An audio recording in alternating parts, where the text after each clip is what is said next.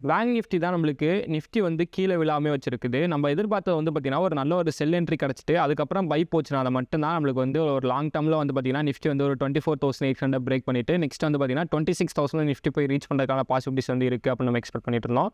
But நம்மளுக்கு bank Nifty வந்து பெருசாக செல்லாக விட மாட்டேங்குது. அதோட குவார்ட்டர் 4 ஏர்னிங் ரிசல்ட்ஸ் எல்லாமே நம்மளுக்கு ஓரளவு அதில் இருக்கக்கூடிய பேங்க்ஸோட ஏர்னிங் ரிசல்ட்ஸ் எல்லாமே ஓரளவு பாசிட்டிவாக இருக்கனால, கண்டினியூஸாக வந்து பைஸாக இருந்துட்டு நம்மளுக்கு நியூ ஆல் டைம் வந்து பேங்க் நிஃப்டி வந்து கிரியேட் பண்ணிகிட்டே இருக்குது. ஓகே, நம்மளுக்கு நிஃப்டி வந்து டெக்னிக்கலாக என்ன கன்ஃபர்மேஷன் கொடுத்துருக்கு அப்படின்னா, நம்ம எதிர்பார்த்தது வந்தீங்கன்னா 250லேருந்து ஒன்று நம்மளுக்கு நெக்ஸ்ட்டு அங்கேருந்து செல் ஆகணும், இல்லை சைட்வேஸ் தான் போகணும்னு நம்ம எதிர்பார்த்தோம். 200 to 260 அந்த ரேஞ்ச் தான்.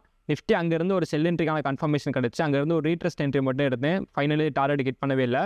மார்னிங் ஒரு என்ட்ரி செல் என்ட்ரி தான் எடுத்தோம். ஸோ அதுவும் பார்த்தீங்கன்னா ஃபைனலி நம்மளுக்கு எஸ்எல் வந்து அடிச்சு, அதுக்கப்புறம் ரீட்ரேஸ்மெண்ட் என்ட்ரி ஒரு ஸ்மால் ஒரு 6 பாயிண்ட்ஸ் என்னமோ ஓவராலாக இன்றைக்கி டேவை பொறுத்தளவுக்கு ஓவராலாக எஸ்எல் வந்து நம்மளுக்கு இன்றைக்கி வந்து கம்ப்ளீட் ஆயிருக்கு. ஸோ நாளைக்கு வந்து நான் நிஃப்டி வந்து வெனஸ்டே என்ன எக்ஸ்பெக்ட் பண்ணுறேன் அப்படின்னு பார்த்தீங்கன்னா, எனக்கு கேப் டவுனில் நிஃப்டி வந்து ஓப்பன் ஆகிட்டு ஜஸ்ட் இந்த கேப்பை வந்து எனக்கு ஃபில் பண்ணணும். இந்த கேப்பை ஃபில் பண்ணிருச்சு அப்படின்னா 23,850லேருந்து நிஃப்டி அப் ட்ரெண்டுக்கு வந்து போகுது அப்படின்னா, மேபி எனக்கு இந்த லெவல் வரையும் நான் டார்கெட் வந்து ஃபிக்ஸ் பண்ணுவேன். 24,267 வரைக்கும் நான் வந்து டார்கெட் வந்து ஃபிக்ஸ் பண்ணுவேன். ஸோ அதுதான் வந்து என்னோட ட்ரேடிங் ஐடியாவை நான் வந்து ஃபிக்ஸ் பண்ணியிருக்கிறது. இதுதான் இன்ட்ராடே.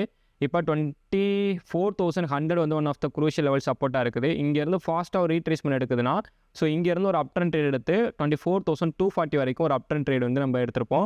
ஸோ அது வந்து ஃபர்ஸ்ட் டார்கெட்டாக வந்து ஃபிக்ஸ் பண்ணுவோம். இப்போ 24,100 வந்து நல்லா ஸ்ட்ராங்காக பிரேக் ஆகுது அப்படின்னா, நம்ம அங்கேருந்து 23,982 ஃபர்ஸ்ட் டார்கெட் ஆகும். நெக்ஸ்ட் வந்து பார்த்தீங்கன்னா 23,991 நெக்ஸ்ட் லெவல் டார்கெட் ஆகும். இந்த 850 வந்து ஃபைனல் டார்கெட் ஆகும் டவுன் ட்ரெண்டுக்கு. அப் ட்ரெண்டுக்கு சான்ஸ் கிடையாது. அது இங்கேருந்து போயிட்டு நெக்ஸ்ட்டு இங்கே ஏதாவது அடுத்த அனதர் கன்ஃபர்மேஷன் எனக்கு எது கிடைச்சா மட்டும்தான் நான் இங்கேருந்து அப் ட்ரெண்டுக்கு வந்து ஃபோக்கஸ் பண்ணுவேன். அப்படி அப் ட்ரெண்டுக்கு ஃபோக்கஸ் பண்ணுறேன் அப்படின்னா, ஒரு 300 வரைக்கும் நாளைக்கு வந்து நான் அப் ட்ரெண்டுக்கு வந்து ஃபோக்கஸ் பண்ணுறதுக்கான பாசிபிலிட்டிஸ் தான். ஸோ இன்றைக்கி வந்து எனக்கு வந்து கிடைச்சிருக்கக்கூடிய கன்ஃபர்மேஷன். ஸோ இதுதான் வந்து நாளைக்கு வந்து நான் நிஃப்டியை வந்து எக்ஸ்பெக்ட் பண்ணக்கூடிய என்னோட லெவல்ஸ்.